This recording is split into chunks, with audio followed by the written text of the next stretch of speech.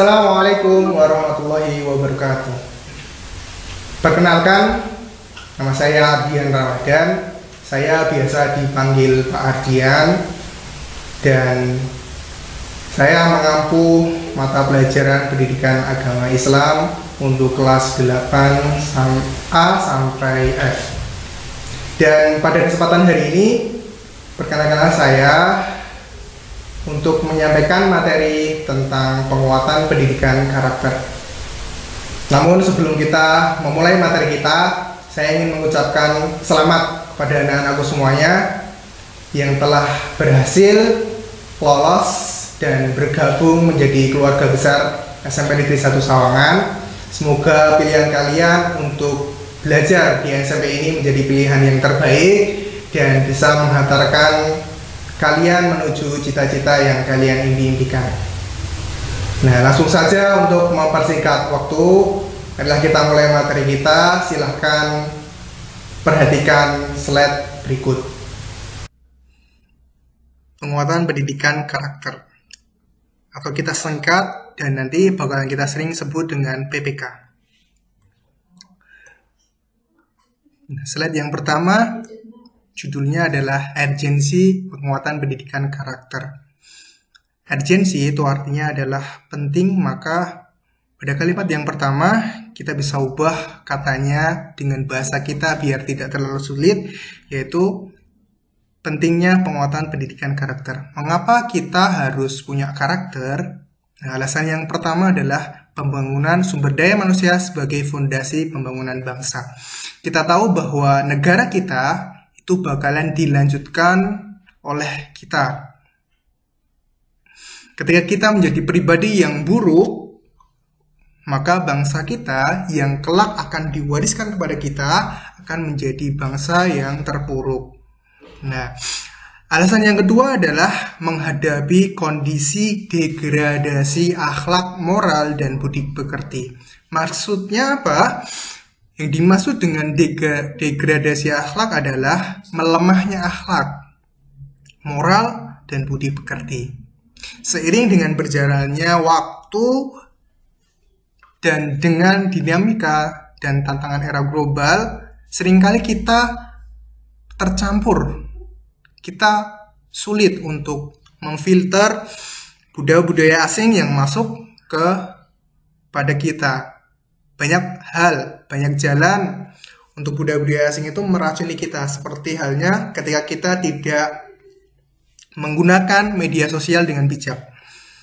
Nah, seringkali di media sosial kita menjumpai video-video yang kelihatannya itu ngetren di kalangan pemuda-pemudi dan bagus dilihat, tapi sebenarnya itu melemahkan akhlak kita, dan tidak jarang kita jadi lupa dengan budaya kita.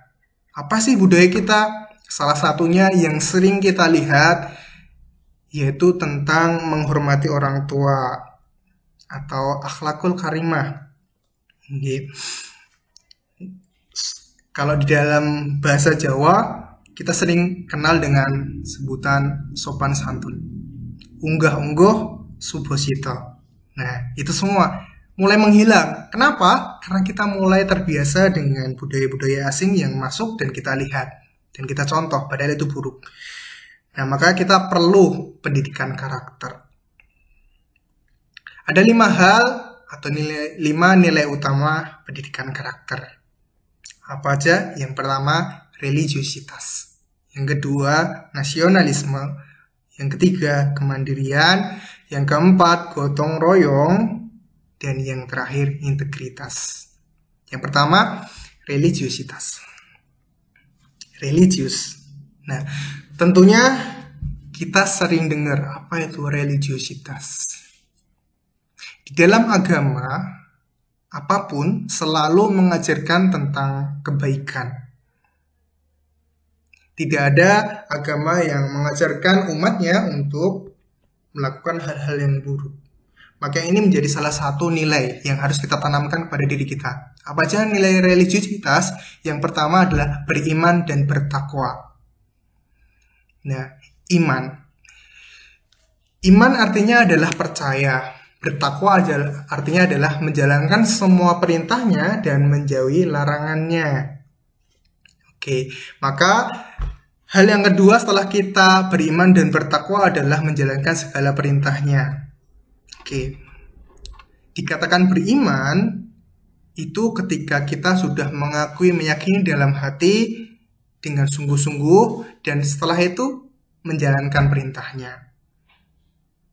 Disiplin beribadah. Nah, inilah nilai religiositas. Apa aja? Selain itu, ada juga nilai menjaga kebersihan, peduli lingkungan, memanfaatkan lingkungan dengan bijak, toleransi, saling menolong dan menghormati, cinta damai, dan peduli sosial. Inilah nilai-nilai yang harus kita tanamkan dalam nilai religiositas. Ya, mari kita mulai menilai diri. Kalau perlu kita buat contekan.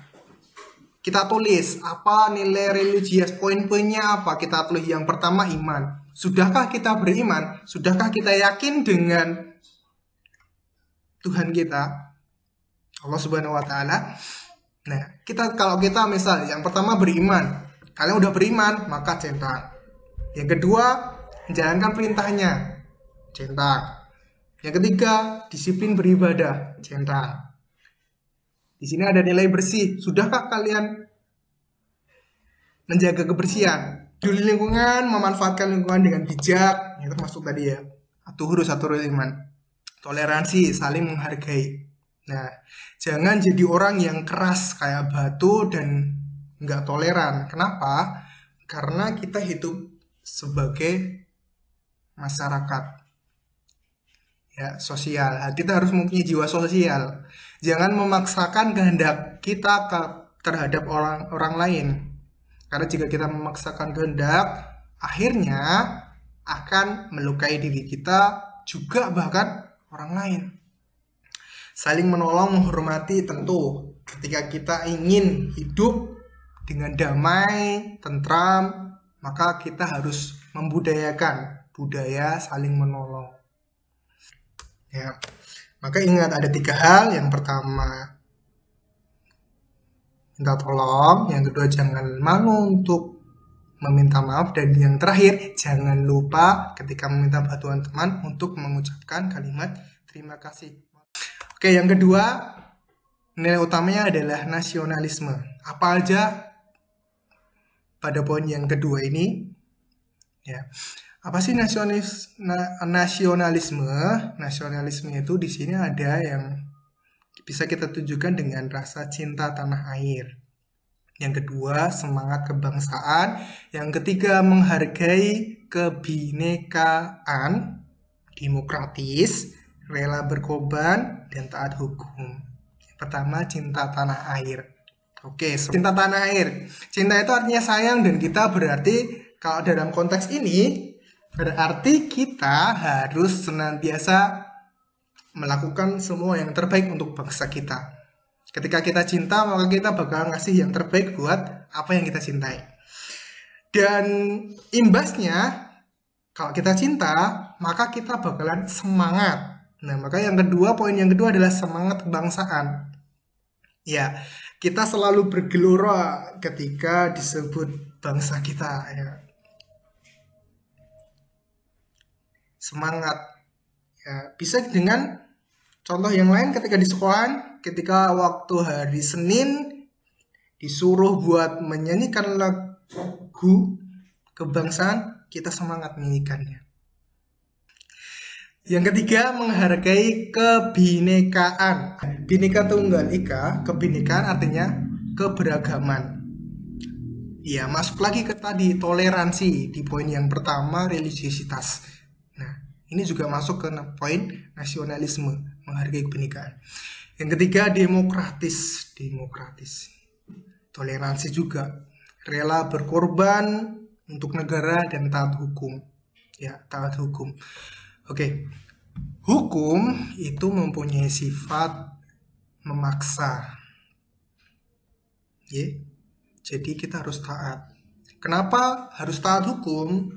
Hukum dibuat untuk kebaikan pada dasarnya. Secara umum hukum dibuat untuk kebaikan. Nah, supaya apa? Supaya orang-orang tidak menjadi orang-orang yang barbar kayak orang zaman dahulu, di mana yang kuat lah yang menang. Nah, maka butuh hukum. Gunanya hukum adalah untuk menyetarakan hak setiap masyarakat. Kebayang nggak ketika nggak ada hukum, terus kamu jadi orang yang kecil toh di sekolahan. Contohnya di sekolahan nih, kamu punya badan yang kecil, ya kan?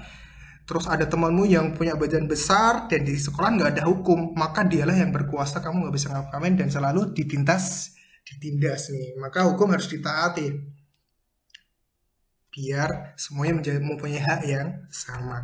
Poin yang ketiga adalah kemandirian. Oke, sudah SMP, udah nggak menyandang gelar SD lagi, maka kalian harus mandiri. Ya, mandiri. Di sini apa artinya?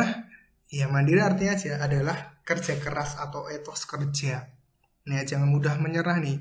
Kalian udah SMP, jangan ketika kalian menemukan sebuah masalah yang kalian itu pusing buat ngerjainnya dan nggak selesai terus kalian mutung berhenti di tengah jalan. Nah, itu jangan sampai, ya. Maka poin yang kedua di kemandirian, supaya kita nggak berhenti di tengah jalan, maka kita harus jadi orang yang kreatif, inovatif, kreatif. Saya yakin orang-orang zaman sekarang, anak-anak zaman sekarang itu kreatif banget. Tapi kadang kreatifnya kebangetan. Nah, makanya ini perlu nih nilai moral. Nilai utama karakter ini perlu. Supaya apa? Kreatifnya tadi nggak kebablasan. Kreatifnya itu digunakan untuk hal-hal yang positif, ya, inovatif. Setelah kita udah menemukan satu kreatif nih, ketika menghadapi sebuah masalah, kita udah menemukan solusi. Solusi itu adalah salah satu bagian dari kreatif. Nah, ketika kita udah menemukan solusi, kalian jangan cuman stuck berhenti di situ. Kita juga butuh yang namanya inovatif. Kita kembangin nih apa yang udah kita dapetin. Ya, habis itu ngapain lagi? Dalam poin kemandirian, disiplin. Ya, jangan kalian ngerasa cukup dengan apa yang udah kalian miliki sehingga kalian jadi malas. Maka kita harus disiplin. Belajar itu juga harus disiplin. Ya, salah satu kunci kita sukses itu kita disiplin. Mau enak nggak enak disiplin. Kalau kalian nggak disiplin, menggebu-gebu di awalnya aja, di akhirnya itu kalian lembek, maka ya cita-cita kalian nggak mungkin kalian raih. Ya, itu disiplin. Tangguh. Yang terakhir, rasa ingin tahu dan menghargai prestasi. Nah, ini harus selalu kita tanam ke diri kita. Dan yang terakhir, dalam rangka untuk mendorong kita menjadi orang yang mandiri, ada satu budaya yang harus kita lakukan, yaitu gemar membaca atau pembelajar sepanjang hayat. Nah, ini penting.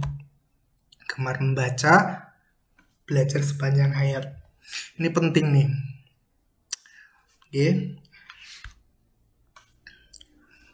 Kalau di agama Islam itu ada hadis yang ngejelasin tentang ini. Ya, bunyinya gimana? Belajarlah sepanjang hayat. Utlubul ilma minal mahdi ilal mahdi. Ya. Tuntulah ilmu mulai dari buayan sampai ke liang lahat. Artinya apa? Ilmu itu penting banget. Dan ketika kita itu belajar ilmu di dunia ini, ilmu itu nggak mungkin habis kita pelajarin. Selalu ada lagi. Dan semakin banyak kita belajar, kita akan semakin ngerasa bodoh. Jadi kalau kalian itu ngaku kalau diri kalian itu pintar, tapi nggak pernah belajar, itu sesungguhnya maka kalian adalah orang-orang yang kurang cerdas. Kenapa? Karena semakin orang banyak ilmu, maka dia akan semakin ngerasa dirinya bodoh. Sebaliknya, ada pepatah kan mengatakan tong kosong berbunyi nyaring. Ini sama. Orang-orang yang menggembor-gembor dirinya itu seorang yang cerdas, tapi nggak pernah belajar, ngerasa diri yang terbaik, maka dialah orang yang kurang baik tersebut. Oke. Poin yang keempat, gotong royong. Oke, sebagai seorang manusia yang berjiwa sosial dan memang kita itu harus tidak bisa berhidup sendirian, maka gotong royong menjadi salah satu karakter yang harus kita pelajari. Apa aja di sini yang termasuk nilai-nilai gotong royong? Yang pertama, kerjasama, solidaritas, kekeluargaan, bersahabat atau komunikatif, berorientasi pada kemaslahatan bersama. Oke, yang pertama kerjasama. Kita sering nih mengibaratkan bahwa kita itu nggak bisa hidup sendirian, kita butuh kerjasama. Nah, kerjasama itu penting, bahkan dalam dunia pendidikan. Contohnya gimana? Nah, ini. Tapi kalian harus menyikapi dengan bijak. Kerjasama di sini maksudnya adalah belajar kelompok. Terkadang materi-materi yang kita pelajari itu seringkali susah buat kita pahami. Maka perlu kita belajar bersama. Kerjasama nih. Kerjasama yang positif tuh kayak gitu. Tapi ada juga kerjasama yang negatif. Contohnya apa? Ketika kalian disuruh buat ngerjain ulangan harian, tapi kalian kerjasama, ini nggak boleh. Maka kalian harus cerdas. Sebagai seorang siswa yang sudah naik strata dari SD menjadi SMP, kan naik tuh, upgrading. Nah, maka kalian harus tahu mana yang baik dan mana yang buruk. Oke, kerjasama yang baik itu adalah ketika kita disuruh untuk mengerjakan suatu hal yang kita nggak pahami, kita kerjain bareng-bareng. Biar apa? Biar kita paham. Kenapa harus paham? Biar nanti kita bisa praktekin di kehidupan kita sehari-hari. Yang kedua, solidaritas. Artinya apa? Ya, kita ngerasa sama dengan teman-teman kita, solid. Mengukuhkan persahabatan, tali, ya, solidaritas juga penting. Terus kekeluargaan, bersahabat, komunikatif, berorientasi pada kemaslahatan bersama. Dan yang terakhir, nilai utama karakternya adalah integritas. Apa aja yang masuk ke dalam nilai ini? Yang pertama adalah kejujuran. Yang kedua, keteladanan. Yang ketiga, tanggung jawab. Yang keempat, anti korupsi. Yang kelima, komitmen moral. Dan yang terakhir, cinta pada kebenaran. Jujur, oke, kita nggak usah jelasin karena semua orang udah tahu apa itu jujur. Teladan, kita bisa mencontohkan perbuatan yang baik. Tanggung jawab, ketika kita dikasih sebuah perintah, maka kita jalanin dengan sungguh-sungguh. Anti korupsi, ini juga termasuk integritas. Nah, kenapa kita perlu pendidikan karakter? Salah satunya ini nih. Banyak orang cerdas di dunia ini. Banyak banget. Tapi ada juga yang nggak berkarakter. Nah, ketika orang-orang cerdas ini tidak dikasih karakter, maka dia bisa menyelewengkan kecerdasannya untuk apa? Salah satunya untuk anti korupsi. Yang kelima, komitmen moral. Ya, komitmen. Kita punya komitmen, kita udah ngelis di diri kita. Ya, kita patenkan di hati kita tentang moral yang baik itu seperti apa. Kita komitmen. Kalau dalam bahasa ngetrennya, komitmen itu kita bisa artiin dengan istiqomah. Nah, banyak manfaat kalau kita udah istiqomah kepada suatu hal yang baik. Ya, percayalah, Allah bakalan kasih kepada hamba-hamba yang istiqomah untuk melakukan hal-hal yang baik. Komitmen untuk mempunyai moral yang baik. Ya, jangan sampai kita ketika melihat teman kita moralnya mulai memburuk, kita ikut-ikutan memburuk. Jangan sampai. kita harus punya komitmen. Supaya apa? Supaya kita tidak seperti air di atas daun talas yang ketika daunnya itu digerakin ke kanan, kita ikut ke kanan, daunnya digerakin ke kiri, kita ikut ke kiri, dan kalau kita nggak hati-hati gerakinnya, kadang-kadang kita jatuh, terpuruk. Oke. Cinta kepada kebenaran. Nah, itu 5 poin yang harus kita tanamkan pada diri kita. Oke. Salah satu, yang ini terakhir ya, nanti kalian bisa pelajari sendiri, karena nanti setelah ini, insya Allah, slideshow ini bakalan kita share kepada kalian sehingga kalian nanti bisa pelajarin di rumah, kalian pelajari sendiri. Oke, ini yang penting nih. Strategi untuk menerapkan penguatan pendidikan karakter kepada diri kita nih. Sama halnya dengan akhlak nih. Nah, gimana caranya supaya kita menjadi pribadi yang lebih baik? Ada tipsnya, ada cara-caranya.